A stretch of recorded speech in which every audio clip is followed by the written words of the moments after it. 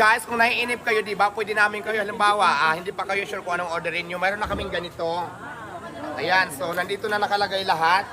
Ayan, nakalagay na dyan yung mga Diwata Paris Sisig, Diwata Paris Classic, Diwata Paris Kinamatisan. Ito yung mga bago. Diwata Paris Gyudon. So mayroon tayong mga ganyan-ganyan na ngayon. At syempre pa, mayroon din tayo Diwata Liempo, Diwata Breaded Liempo, at syempre mayroon tayong Diwata Grilled Langgunisa, mayroon tayong Diwata Paris Buto-Buto, Diwata Paris Overload, at syempre Diwata Paris Seeking Joy. Tapos mayroon na tayong chicken flavor, sauce garlic, buffalo, mag-add na lang kayo if ever na gusto nyo mag-add ng mga sauce na ganyan. So mayroon tayong mga ganun-ganon. Habang hindi pa kayo ready, naghihintay kayo, pwede naman ibigay sa'yo habang nasa lamisa kayo at mamili kayo. So ito ang inyong makikita.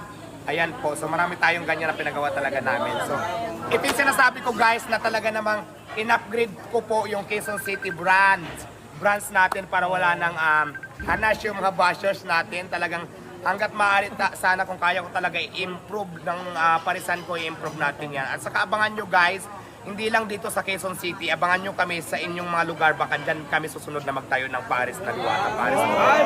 So abangan nyo yan. Level up na